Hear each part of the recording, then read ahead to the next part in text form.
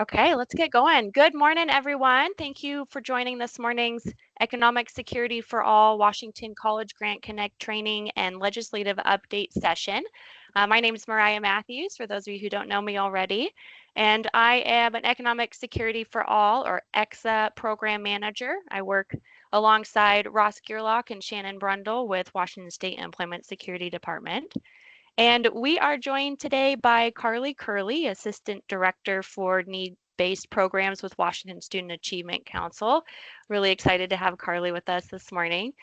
Carly is going to be providing today's session on the Washington College Grant. That includes Washington College Grant Connect and the partnership with EcSA, as well as offering some updates from the most recent legislative session. And so just a couple of quick items before I hand it over to Carly. First off, if you have any colleagues who were unable to attend today's session, we do have another session scheduled, same content, for tomorrow, July 15th from 2 to 3 p.m.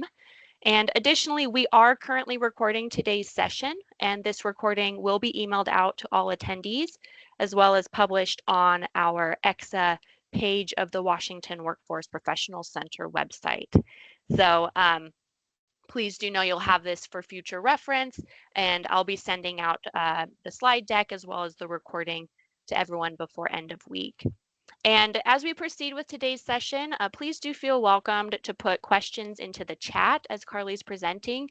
We will plan to respond to questions at the end of the presentation, so we'll have a bit of time then to run through any questions that were asked during the presentation.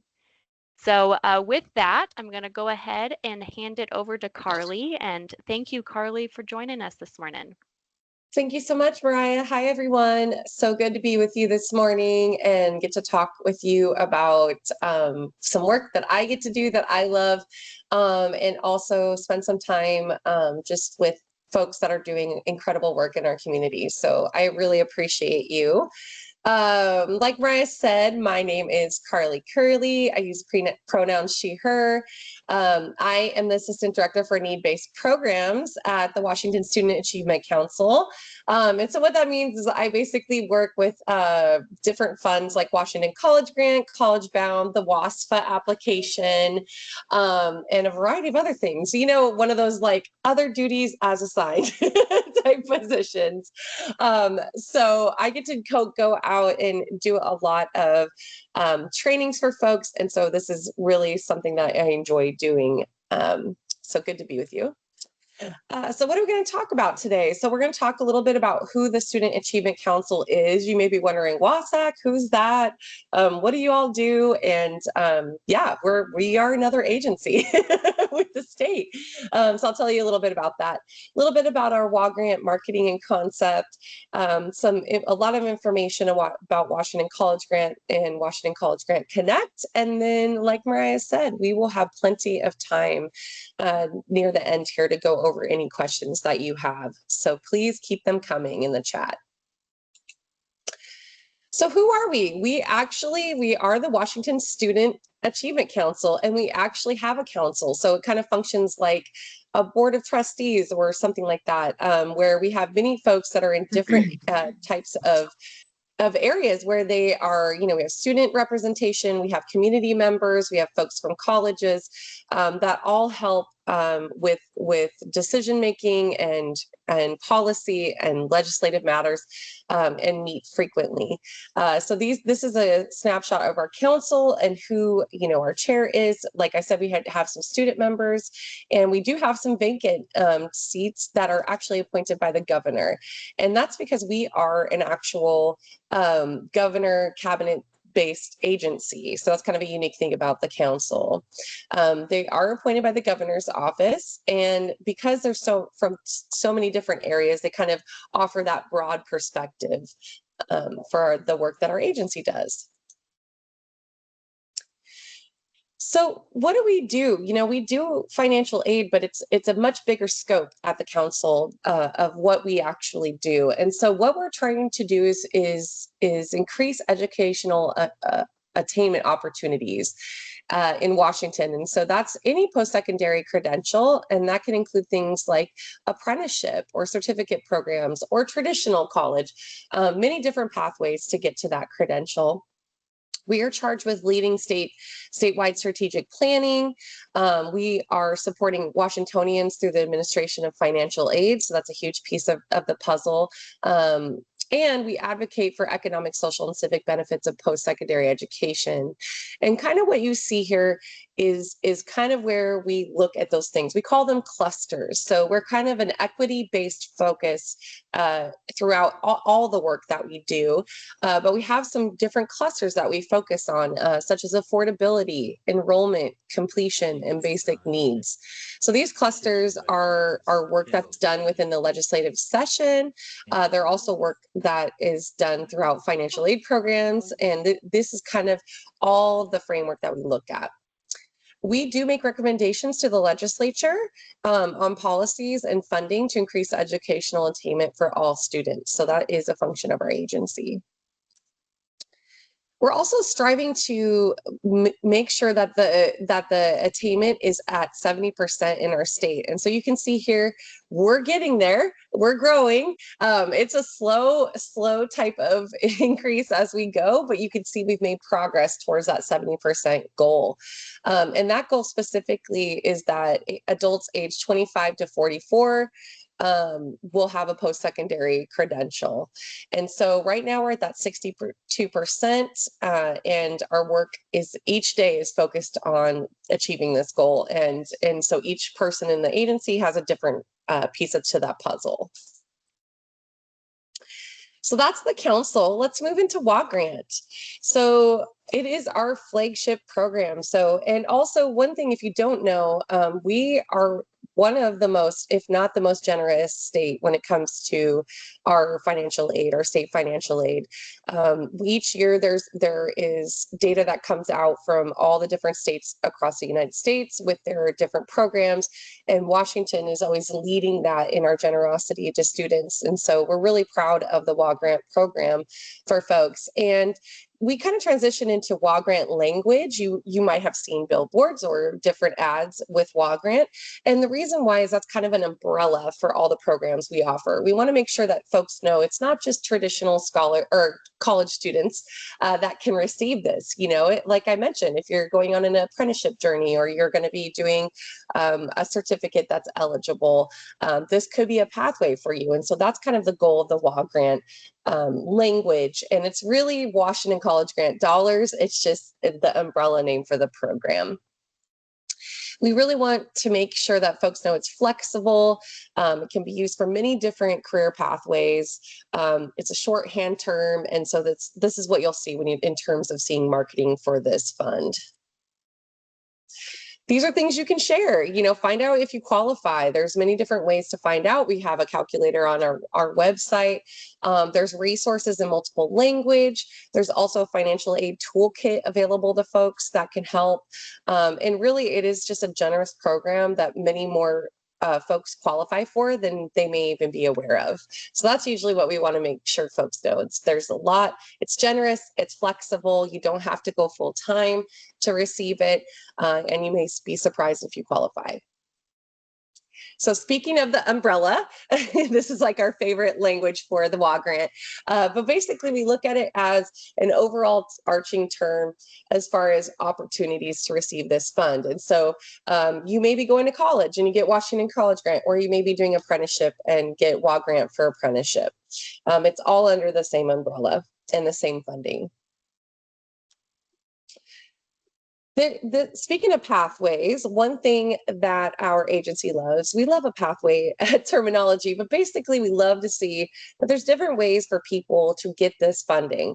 And so we talked about traditional Washington College Grant. We mentioned WA Grant for apprenticeship as a pathway. And then as far as qualifying income qualification, there's Washington College Grant Connect and Early Path to WA Grant. We'll talk a little bit, actually much more about Washington College Grant Connect, which EcSA falls under. Early Path to WA Grant is under Washington College Grant Connect. It's just its own entity. And so we'll talk a little bit more about that. But lots of pathways to funding. That's the main goal here that you see. So as far as legislation and things that kind of changed this year is one of the unique legislative pieces that we had during this session had to do with Passport to Careers or Passport to College. And if you're unfamiliar with this program, this is a program that is for unaccompanied homeless youth or those that were in the foster care system, and that could be tribal foster care or foster care through DCYF, and so they qualify for this funding. Well, this particular bill makes it so that, similar to Washington College Grant Connect, if a student is eligible for Passport to College, they qualify for the maximum Washington College grant. So we were really excited about this. It's just another pathway for folks to be assured that they will receive maximum Washington College grant funding, and something new that's going to be coming up this next year. So we're going to talk a little bit more about Washington College Grant itself and who does WA Grant serve? So a lot of folks, it serves a lot of folks. So mainly important things to note: it needs to be Washington State residents, which I think your participants are going to be a Washington State resident, including those with any immigration status. So they don't have to have a certain immigration status to receive WA Grant. Recent high school graduates or any adult. So there's no age restrictions for WA Grant. Low to middle income families and individuals. People who attend approved certificate program, job training, apprenticeship, college, part-time or full-time. So you can kind of see there's a lot of flexibility within this program and who it serves. What are the requirements for these folks? So we know that just by being an EcSA participant, they're going to meet that income qualification. And so they're going to demonstrate financial need just by being an EcSA. So check, that's done. But what else do students need to have, or apprenticeships? They need to be a resident, like we talked about. They have to have earned a high school diploma or equivalent. They cannot be pursuing a degree in theology. That's in statute.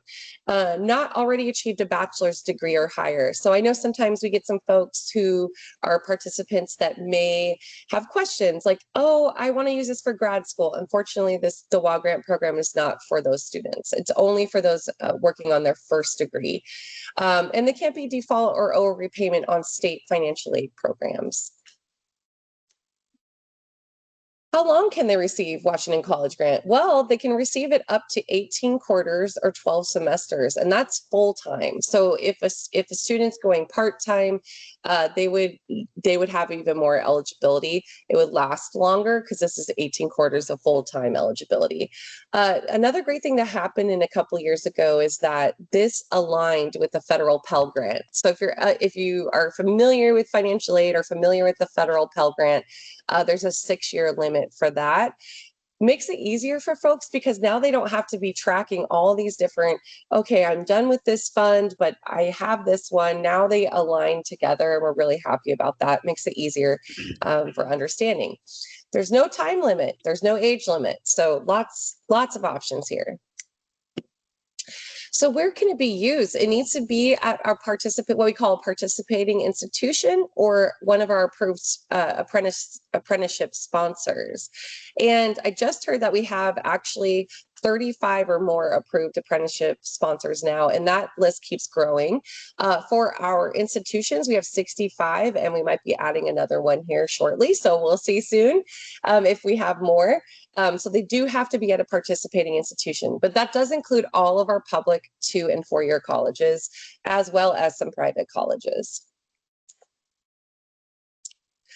So how is Washington College Grant determined, and what does that look like? And so it's really based on family size, income, and the cost of their school or their program.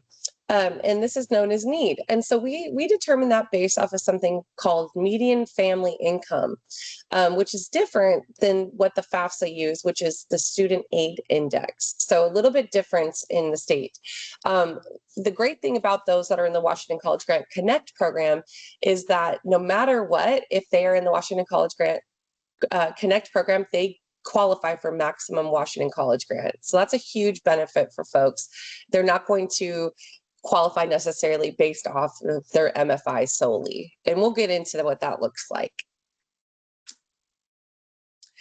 So like we've talked about, how are MFI levels determined then? Well, there's 3 different ways. So one is the FAFSA, or the WASFA, or they're enrolled in a Washington College Grant Connect program. And we will talk more about that. If you're unfamiliar with the FAFSA or WASFA, the FAFSA is the free application for federal student aid. And that is for folks that qualify. There are citizenship and immigration status rules for that application. So if folks are, say, undocumented, or maybe for other purposes don't want to complete the FAFSA, they have the option of completing the Washington application for state financial aid, which would qualify them for state financial aid only and not federal aid. So here's a kind of a glimpse of what MFI looks like. And so you can kind of see for the 2026-27 year, a family size of 1, and what the income threshold would be to get a maximum Washington College Grant award.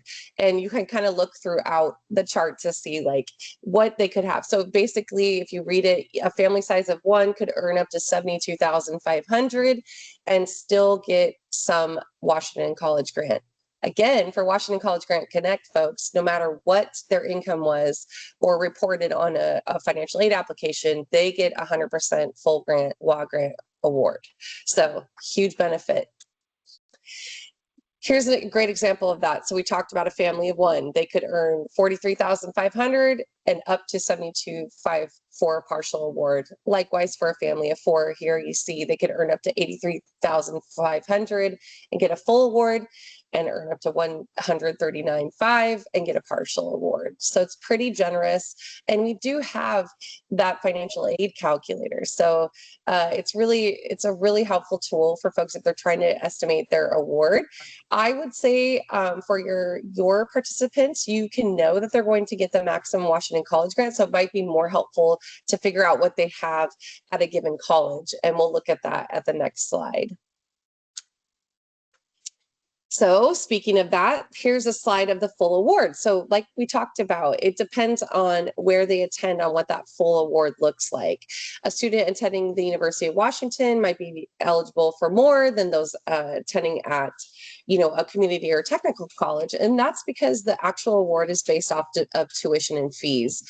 That is how we determine those amounts each year, and they are specific to each year. As you can see in this chart, they're awards for full-time enrollment. And so those also will adjust depending on a student's enrollment.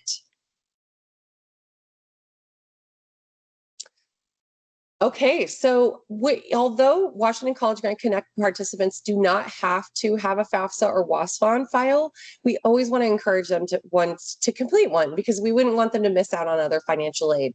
While they do qualify for maximum Washington College Grant through this program, they wouldn't qualify for College Bound or Passport to College or other opportunities if they complete the FAFSA. And so we always want to encourage them to complete their financial aid application. If a student is eligible, like I said, for College Bound or Passport, It's on Teams? oh, I think someone's, there we go. Yeah, if someone has College Bound or Passport, they have to have a financial aid application to receive that. So we always want to have our students maximize the funding they can receive. And you can see here that if they completed a FAFSA, they could get up to an additional $7,395 in federal Pell Grant. So we definitely want them to get as much help as possible. So let's talk specifically about the program that your participants qualify for. So what is Washington College Grant Connect? It is really a pathway for students enrolled in certain public benefit programs like EcSA to automatically income qualify for the maximum Washington College Grant. And why does this exist? What are we trying to do here? And really, we're trying to get a low barrier program for folks and reduce those barriers to completing a financial aid application. We know some folks are, they really want to go to school, but it just feels like there's so much to do to get there. And there's so many barriers in the way to just even start a program, right? And so this program is there for those students and saying, hey, you already income qualify. You're going to get this funding. Let's start the process of going to school. And so that's the goal of this program. We're so glad to be partners with you in doing this. Oh, I should mention they're guaranteed at least one full academic year, but then it really depends on how long they're enrolled in as an EcSA participant. So that information comes to us through a data share agreement, and we make sure that our schools and financial aid offices know and can access that information for folks. So how did this begin? This is the first bill that started this program. So 2 SHB 1835, if you're not familiar with legislative language, this is just one of the bills of that year, the 2022 year. And it started the process of this program. And it first started with these 3 different benefit programs, ABD, HEN, and PWA. And then WASAC also has the authority to bring on new programs. And we were lucky enough to work with EcSA to bring them on during the 2023-24 academic year. And so those were our partners up until this next year, or this past year, I will say, and we'll talk a little bit more about that. So we call this the Early Path to WA grant, also referred to as the SNAP-FAP pathway. And so there is a new bill, 2214 in 2024, that introduced this concept of students who are in 10th, 11th, and 12th grade whose family and themselves as household members qualify for SNAP or FAP benefits would qualify for Washington College Grant Connect, essentially. This program does differ from the folks, the participants in your program, because we have a direct data share agreement with you all. That information gets fed to us, who's eligible, and they're ready to go.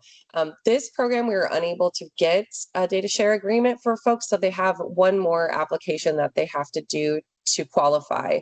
And they get 1 year of eligibility. So it's a little bit different that way in terms of what they qualify for. However, we did start with a pilot year this year. We started with 12th graders in 2025-26 who would start in the 2026-27 year. All of those academic years, it's a lot. And so we started getting applications, but because of the timing of this, majority of the folks that were applying for the Early Path program already had a FAFSA or WASFA on file, but they will be eligible for the 26-27 academic year. This next year, we'll open that up all the way to the 10th, 11th, and 12th graders. So they only have to apply once. They get 1 year of eligibility for Washington College Grant Connect. And basically, they do this through a platform called Beam, where they upload, it's a very short application process where they upload their SNAP or FAP documentation. We approve them, they get a certificate, and then they go into our, what we call the Washington College Grant Connect checker. So that's kind of the other side for our financial aid administrators. They can run any of their students at a given time, whether by name and date of birth or their social security number, in our checker on the WASAC portal, so they can see who's eligible for the Washington College Grant Connect program. So I know you all do a great job, and I know Mariah probably has more information about this, but I know you all do a great job of letting your participants know that they're eligible for this funding and for this program. So really appreciate that. One of the ways that the Early Grant program has had some efforts is through a letter through the Governor Ferguson to these folks, and then an email from, or actually multiple emails from WASAC, kind of letting them know about the potential for this program. As I mentioned, they do apply through something called the Beam platform, and like I said, very short, about less than 10 minutes, as long as they have the documentation, they upload it. And then we have a fantastic new program manager named Esmeralda Hernandez that is working with folks to make sure that they have the right documentation and we can approve them.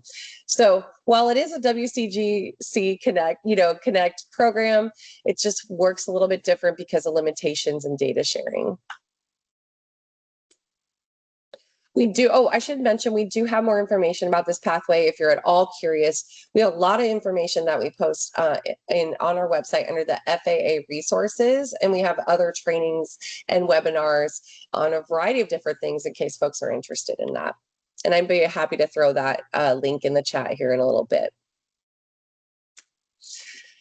So here's just kind of a glimpse of all the different pathways. So like you talked about, there's SNAP FAP, we have EcSA, we have ABD, HEN, and where those pathways come from and who specifically they serve. So unlike the SNAP FAP pathway, for the rest of the pathways, these are students. They're the adult students that qualify for these programs. Whereas SNAP and FAP, it's more the 10th, 11th, 12th graders of a household unit.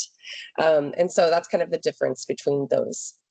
And kind of just, here's a great kind of combination of that. They're all going the WCGC Connect pathway, but Early Path has just kind of a different way of getting there.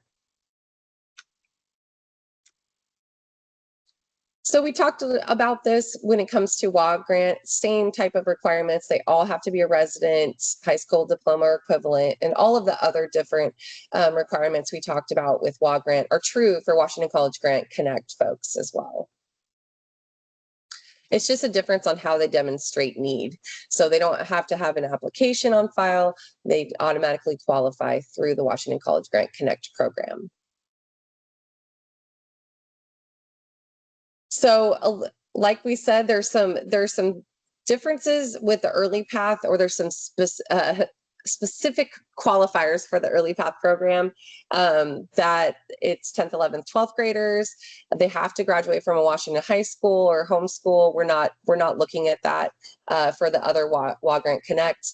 Oh, thank you, Mariah. I see those in the chat. Appreciate you. And they have to be eligible for the academic year following high school graduation. So there's a very specific time frame for Early Path folks.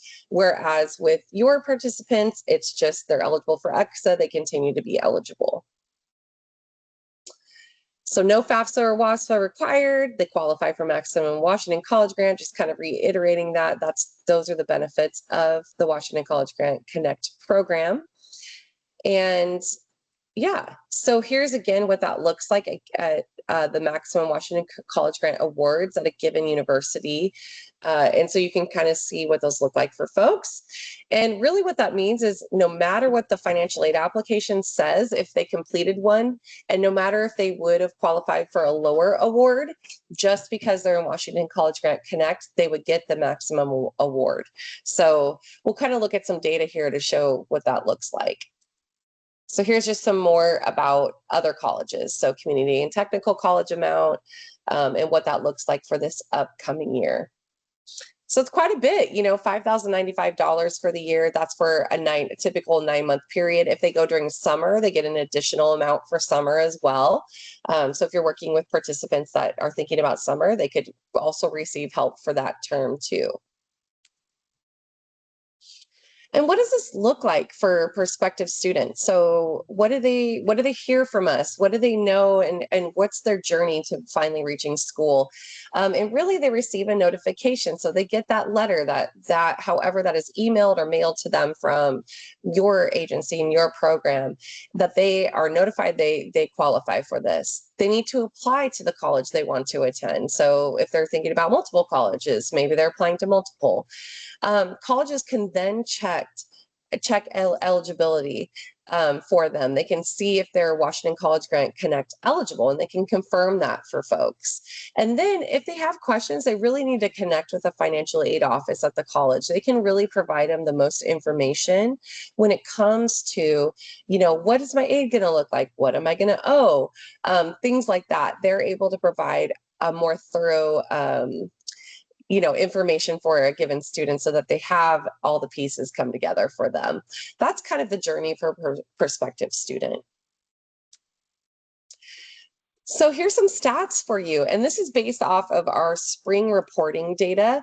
And it's a little tricky here because we actually had some changes in legislation of MFI. And so so it's not necessarily apples to apples, but mainly what we want to point out here is all those students that fall in the 65% MFI and above would not have gotten maximum Washington College Grant. And so by just being enrolled in EcSA, they actually, all those students that fall in those categories are getting a higher dollar amount for their college or their program. And so it's a really, really important thing for folks. And also just knowing that that barrier is gone. Even if they did complete a FAFSA or WASFA, they're not going to lose the maximum Washington College grant, or they don't have to complete a FAFSA or WASFA to get that maximum Washington College grant. Ultimately, we want them to complete an aid application, but you can see the difference it makes for folks. So in terms of more statistics, here's our top 4 schools right now. This might seem familiar with you. I'm not sure where all you are from in terms of your locations and all of that, which we could also talk about in the chat too. But I'm assuming you're all over the state. And so here's where we're seeing a lot of students being served that are in the Washington College Grant Connect program, specifically EcSA participants. So we have Perry Technical Institute, Wenatchee Valley College, Yakima Valley College, and Spokane Community College. So looks like we have a lot of folks on the other side of the state. That's amazing. You can see the total enrollment. So, when we first started, we were just working together, Mariah and us, we were working together to get this launched. You can see that the program is increasing and who's eligible, and we're so proud of that. So thank you again. It's such an amazing partnership that we have. If you're looking for resources, there's some great places, and especially in our website, that might be tools for you in terms of helping potential students or apprenticeship folks. So the financial aid office, number one, they're going to be a huge resource. Like I said, they have all of the information to provide guidance to students and provide them information more about what they're going to owe. And that's ultimately the question, right? How much am I going to owe? What does this program look like for me? Is it doable? Can I actually do this program? So those folks can help with that. Public library is an excellent resource. I don't know if you're like me, but I love the library. I mean, there's so many wonderful programs at your local library, let alone amazing books. But they also do things where they have FAFSA nights and WASFA nights, and they have computers, and they have different ways that they can help folks kind of complete and find resources. There is a federal student aid help center. So if folks have FAFSA questions and they need some help, maybe they don't know how to answer a question, they can get some help through them. And then our agency has something called the 12th year campaign. And while it refers to the 12th year like a senior student, really, I find that the resources are really valuable for any student, the potential student. And there's just a lot of help information on the WASFA application, the FAFSA application. There's in-person events, there's virtual events. So highly recommend that. This could be a really great tool for your participants. Also, we have help. If you have questions, if you're looking for some resources, if a student or family needs some help, they can call us, they can email us. We have folks that are helping all the time. And if any of you have questions, feel free to write into us. That finaid@wasac.wa.gov is a great start if you have questions for us. You can also connect with me. I'm happy to answer your questions anytime. And then walk around for apprenticeship. We have some apprenticeship information here for folks in terms of how they can connect with our apprenticeship team, and if they're looking to go that route. The Washington College Grant Connect program does translate into maximum WA grant for apprenticeship as well. So lots of pathways, you all. And I think if you got anything through this presentation, you have flexibility for your participants. There's a way, and because of our great partnership, they know that they income qualify already. So I hope those are some takeaways from this. But we're going to go ahead and move on to some questions. Mariah, how can I help?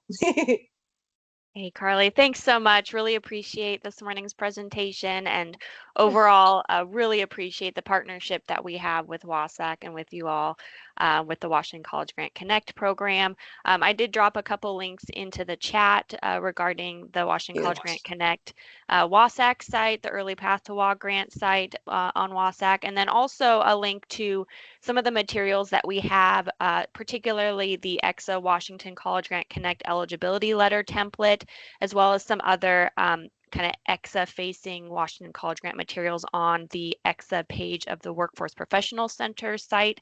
So if you are an EcSA case manager or provider, please take a look at those resources there. I'm happy to answer any questions on that as well. And we do have a couple questions in the chat. So Carly, I'll Great. give you the first one here from Mhm. Art, asking, so they can apply as early as 10th grade, but not participate until they graduate, correct? And can they begin college courses while they are in high school? Great question. Thank you, Art. For the early path to WA Grant program specifically is the 10th, 11th, and 12th grade. And yes, they can apply as early as 10th grade, beginning with this year.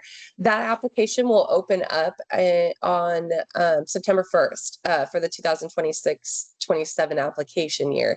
And you're right. While they can apply in 10th, 11th, and 12th grade, they wouldn't begin to utilize that eligibility until their first year after high school, after they graduate. And so, so for example, if you have a 10th grade student that applies this year, maybe they graduate June 2020, what would that, 29? And so their eligibility would begin like that fall of 2029 for Washington College Grant Connect. For your participants for EcSA, it's really based on data share, and it's more participants in the EcSA program that are eligible. So this is really specific to early path to WA Grant. But yeah, great question. Thanks, Carly. Next question here is from Dixie. What do you need to prove Washington State resident? That is a great question. And luckily, I am not a residency expert, but it's actually where that is housed is on the campus level. And so for public schools, they have a residency officer, and the residency officer kind of determines what the requirements are. So what I would encourage you is if you are helping a participant and they're curious of like, am I going to qualify for this? I would look on the school's residency website, and they should have real clear guidelines on what that looks like, that process. If they're attending a private school, that actually sits with the financial aid office, the determination. So likewise, they'll probably have some sort of process that students will need to do to prove their residency. In the law, there's several different and like I said, we love a pathway thing at WASAC. We talk about pathways a lot, but it is true in the residency law for students, there are many different ways they can qualify.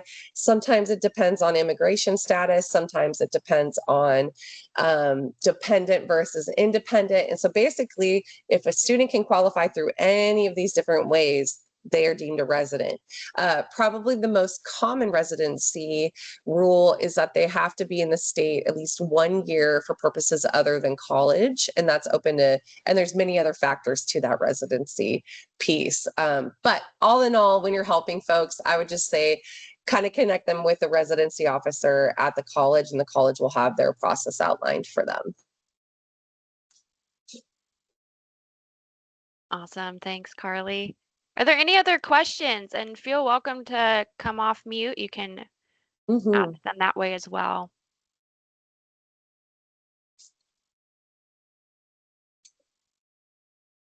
Hi, this is Dixie again. Dixie. I thank you for the presentation. It answered a lot of questions. But I think, I don't know, earlier, I guess it wasn't clear how to access it. So if somebody had an award letter that they were approved for this, do they take that letter to the workforce funding office, the financial aid office? Like there was a confusion at the colleges themselves, what that award letter meant. Yes. And so I guess I don't know, the best way to direct our clients once they have the award letter. Yeah, that's a great point. I do know that there has been confusion with that sometimes. So it's probably all of us getting on the same, like you said, the same language level probably. And so I don't think that your clients necessarily need to bring the letter to the financial aid office because they have access to the Washington College Grant Connect checker. But at the same time, there might be a delay, right? So we're getting data on a month-to-month basis. And so what if, a student was recently got EcSA eligibility and they're like, hey, I'm eligible, and we don't have the data yet. That's an instance in which bringing the letter. However, what I would say, my encouragement for the student, the potential student, and your participant is to use probably the language of, I'm a Washington College Grant Connect student. I qualify for Washington College Grant Connect. Can you tell me what my eligibility, or can you confirm my eligibility? That's probably the language to use with the college campuses. They're familiar, absolutely familiar, or should be familiar with the Washington College Grant Connect language. So that's my recommendation. Thank you. And one more question. How long does it take to be approved from starting the application to getting approved? So it kind of depends on, do you mean in terms on the campus level? No, just to even be approved for the Washington Grant Connect.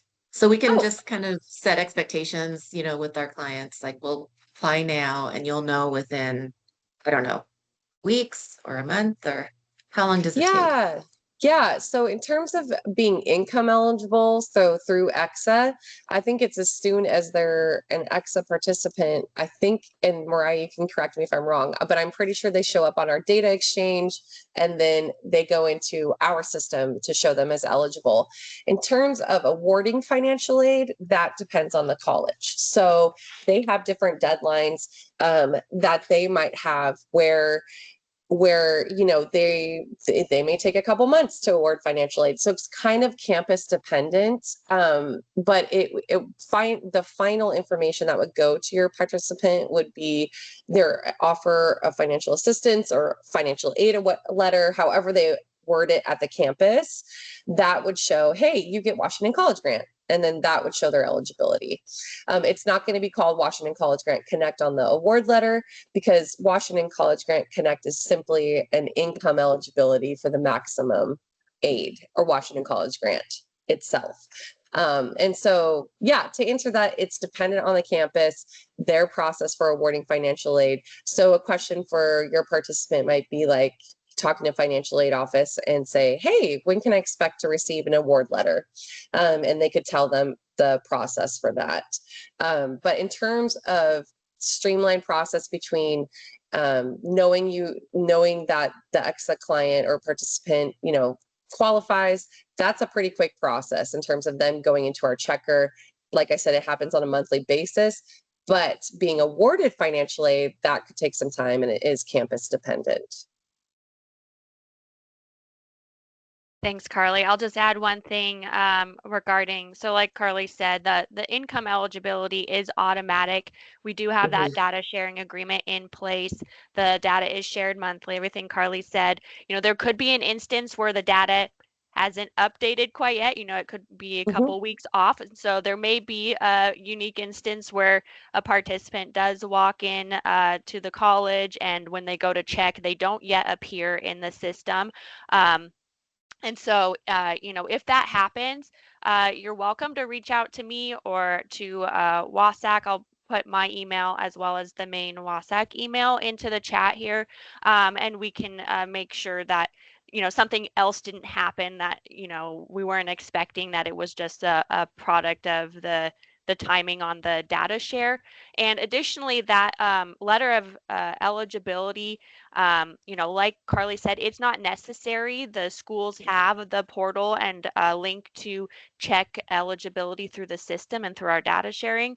But in the instance where you do perhaps encounter confusion, or sometimes it's the language or terminology that's being used, that letter can be helpful to just give the information to the college. It has a brief blurb on there about what the college financial aid or career navigators supposed to do with the information, where to go to check that participant's eligibility. So sometimes it's helpful to bridge any confusion that may occur with the school itself. So, but like I said, if anything does come up, you're still encountering some challenges, something doesn't seem to be working, please reach out and we are happy to help facilitate that.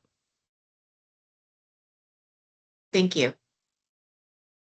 Yeah, thank you. Great questions.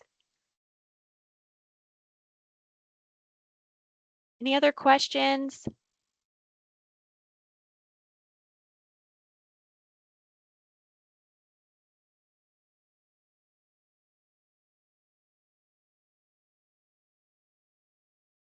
Hi, Mariah, and hi, Carly. Actually, I just sent an email this morning. Um, Oh, good this is morning. good morning. This is Ganendra with the Seeking WDC, and Mhm. just wanted to say thank you to all our partners here. A lot of partners joined this call today. We have partners from all North, South, and Central Seattle Central colleges. So I think this is a great opportunity, for all of us. Um, Given that, with a lot of reduction in the EcSA budget, I think this is a really, really great resource to tap in. So just wanted to say that. No questions. So Thank you. Yeah, thanks, Ganendra, and thanks for extending the invite and bringing partners into this learning opportunity as well.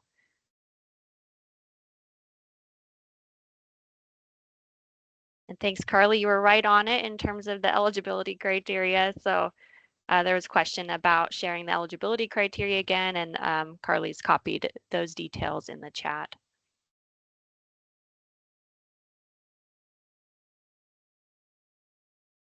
Okay. Anything else before we wrap up this morning?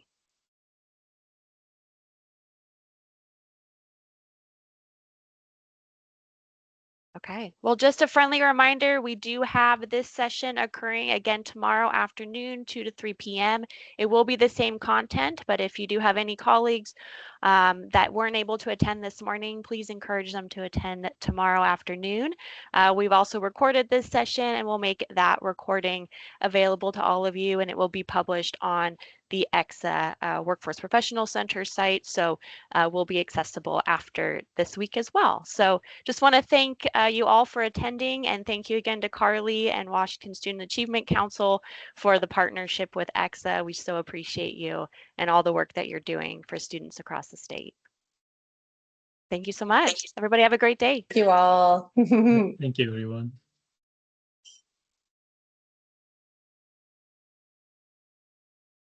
See you tomorrow, Mariah.